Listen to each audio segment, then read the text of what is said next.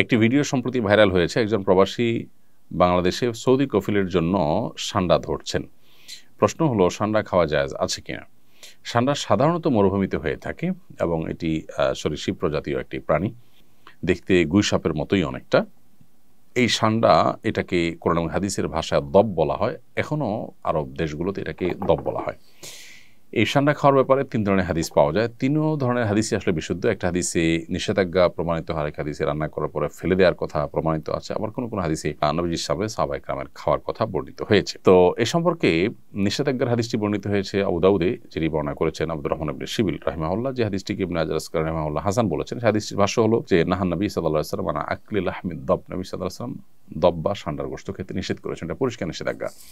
আরেকটি হাদিস বর্ণিত হয়েছে মুসনাদে আহমদে, যেটিকে ইমাম ইবনে হাজাম এবং ইমাম আইনি এবং শাওকানি রাহিমাহুল্লাহ তারা সহিহ বলেছেন। হাদিসটিতে নবী করিম সাল্লাল্লাহু আলাইহি সাল্লামের উপস্থিতিতে সাহাবায়ে কেরাম কোনো একটা জায়গায় গিয়ে সেখানে প্রচুর পরিমাণ দব দেখতে পেলেন। সেই দবগুলো তারা ধরে রান্না করেছেন। এরপর নবী করিম সাল্লাল্লাহু আলাইহি সাল্লাম বনী ইসরাঈলের একটি প্রাণী বিশেষ, যেটা আকৃতিকে বিকৃত করে দেওয়া হয়েছে শাস্তিস্বরূপ, সেটা হওয়ার আশঙ্কা নবী সাল্লাল্লাহু আলাইহি সাল্লাম করে সেটি ফেলে দিতে বললেন। সাহাবায়ে কেরাম সেটি ফেলে দিয়েছেন, পরে তারা আর খাননি। আরেকটি হাদিস বর্ণিত হয়েছে আব্দুল্লাহ ইবনে আব্বাস রাদিয়াল্লাহু তাআলা আনহু থেকে, সেটি সহিহ মুসলিমে বর্ণিত হয়েছে এবং সেখানেও দেখা যায় যে নবী করিম সাল্লাল্লাহু আলাইহি সাল্লামের সামনে সাহাবায়ে কেরাম খাবার খাচ্ছিলেন এবং সেখানে বিভিন্ন আইটেম ছিল, দব ছিল। তো অন্যরা খেয়েছেন, নবী সাল্লাল্লাহু আলাইহি সাল্লাম সেটি খাননি, পরিহার করেছেন। তো 3 নম্বর হাদিস থেকে অনুমোদন বোঝা যায়। এসব হাদিসগুলোই বিশুদ্ধ এবং এসব হাদিসগুলোকে সামনে রেখে পৃথিবীর সংখ্যাগরিষ্ঠ ওলামায়ে কেরাম বা বেশিরভাগ ইমামগণই দব খাওয়াকে জায়েজ বলেছেন। আর হানাফি মাযহাবের ওলামায়ে কেরাম এটিকে মাকরুহ বলেছেন, অপছন্দনীয় বলেছেন। মাকরুহ বলার ক্ষেত্রে আবার অনেক ওলামায়ে কেরাম মাকরুহ তাহরিমি বলেছেন, কেউ তানজিহ বলেছেন হানাফি ওলামাদের মধ্য থেকে। তো বেশিরভাগ ওলামায়ে কেরাম এটি খাওয়াকে জায়েজ বলেছেন। কারোর রুচিতে নাবাদ তিনি না খেলেন, সেটা সম্পূর্ণ ভিন্ন বিষয়। জেহাদউদ্দিন আপনি লিখেছেন, বর্তমান সমাজের অনেক পরিবারে শাশুড়ি ও বউয়ের মাঝে কলহ লেগে থাকে। এ ধরনের সমস্যার সমাধানের উপায়টা কি?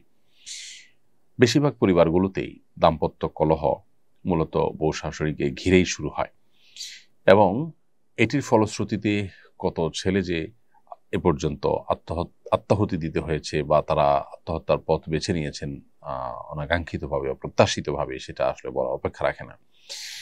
তো বউ শাশুড়ির মাঝে যে কলহ, এই কলহ দূরের উপায়টা কি?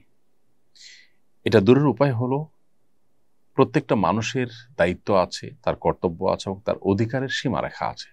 এটার জানাশোনা বাড়াতে হবে, এটার আলাপচারিতা বাড়াতে হবে, সচেতনতা সৃষ্টি করতে হবে।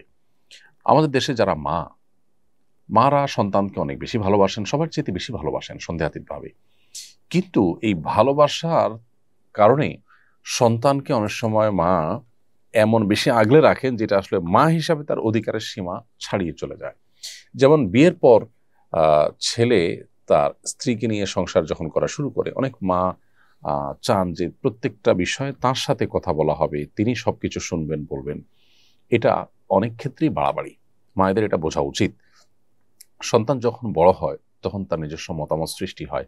যখন তিনি বিয়ে করেন তখন তার সাথে তার স্ত্রীর মতামতে সে যুক্ত হয়। এখানে মা অবশ্যই তাকে গাইড করবেন, তাকে পরামর্শ দিবেন, মতামত দিবেন। মায়ের অবশ্যই চাওয়া থাকতে পারে, কিন্তু সেটার একটা সীমা রেখা থাকতে হবে। ধরুন ছেলে উপার্জন করছে, ছেলে উপার্জন করার পর ছেলের উপার্জনকে কে নিয়ন্ত্রণ করবে? স্ত্রী চান তিনি নিয়ন্ত্রণ করবেন, মা চান তিনি নিয়ন্ত্রণ করবেন। আর শরিয়ত চায় যিনি উপার্জন করছেন তিনি তার উপার্জনকে নিয়ন্ত্রণ করবেন। সন্দেহাতীতভাবে মায়ের প্রতি রেসপেক্ট থাকবে, মায়ের পরামর্শকে সর্বোচ্চ আমল নেওয়ার চেষ্টা করবেন, আর স্ত্রীর যা পাওনা প্রাপ্য আছে সেগুলো দিবেন এবং তিনিও কোনো যৌক্তিক পরামর্শ দৃষ্টিকে আমল নেওয়ার চেষ্টা করবেন। কিন্তু দিন শেষে সিদ্ধান্ত নেওয়ার ক্ষমতা ইসলাম দিয়েছে যিনি উপার্জন করেছেন তাকে। এখন মা যদি মনে করেন যে ছেলে আমার উপার্জন করে সব আমার কাছে দিবে, আমি যা খুশি তা বউকে দেব বা দেব না। অনেক প্রবাসীরা আছেন, তাদের উপার্জনের সমস্ত টাকা বাবা মা আশা করেন যে আমাদের কাছে দিয়ে দিবে, আমরা আমাদের মতো বিষয়কে নিয়ন্ত্রণ করব। এগুলো সবগুলোই কিন্তু বাড়াবাড়ি এবং বাবা মা হিসাবে তাদের যতটুকু অধিকার আছে তার সীমা ছাড়িয়ে চলে যাওয়া। সন্তানের প্রতি বাবা মা যদি জুলুম করেন তাহলে সেক্ষেত্রে আল্লাহর কাছে কিন্তু জবাবদিহিতার মুখোমুখি হতে হবে, সে বাবা মার কিন্তু বিচার হবে। অতএব এই মাত্রা জ্ঞানটা আমাদের মধ্যে খুবই কম এবং এর কারণেই কিন্তু কলহগুলো বেশিরভাগ ক্ষেত্রে হয়ে থাকে।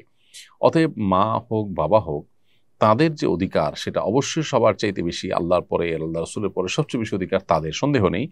কিন্তু সেই সাথে সেটার একটা সীমা আছে। শরীয়ত একটা সীমানা দিয়েছে, সো সেই সীমাটা আমাদেরকে মেনটেন করে চলতে হবে।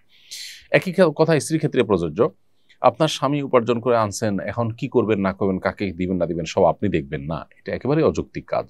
আপনার প্রাপ্য অধিকারটা পাচ্ছেন কিনা, আপনার ভরণ পোষণ যথাযথ পাচ্ছেন কিনা, মাও দেখবেন যে মারটা পাচ্ছেন কিনা। যদি নিজেরটা পান, এরপরে বাকি টাকাটা যিনি উপার্জন করছেন তার একান্ত আপনার স্বাধীন ইচ্ছা ব্যবহার করে তিনি যা খুশি করবেন, কিন্তু আপনি সেখানে শুধুমাত্র পরামর্শ দিবেন, ইনপুট দিবেন এবং দোয়া করবেন। স্ত্রীগণ যারা আছেন, যদি মনে করেন যে স্বামী ভুল পথে আছেন, তাহলে সেক্ষেত্রে আল্লাহর কাছে চোখের পানি ফেলে দোয়া করেন। আল্লাহ তো সবকিছু করতে পারেন, আপনি আপনার চেষ্টা করেন, কিন্তু এটা নিয়ে ঝগড়াঝাটি করে বাড়াবাড়ি করে মনোমালিন্য তৈরি করলে তা কারোর জন্য কল্যাণকর হয় না। অতএব এই যে আমাদের যার যার পাওনার সীমারেখা, এটা আমাদের বোঝা উচিত, এবং সেই সাথে দুনিয়া দিন শেষে এখানে আমাদের চাওয়াগুলো সব পূরণ হয়ে যাবে। আমি যা চাইবো সব আমার মন মতোই হতে হবে, না হলে আমি ডিপ্রেসড হয়ে যাব, আমি অনেক বেশি অস্থির হয়ে যাব। এটা একেবারেই একজন ইমানদারের সাথে যায় না। বিধায় আমাদের সহনশীল হতে হবে, ধৈর্যশীল হতে হবে, তাহলে ইনশাআল্লাহ এই পারিবারিক কলহগুলো কমবে। আস-সুন্নাহ ফাউন্ডেশন, উম্মার স্বার্থে সুন্নাহর সাথে।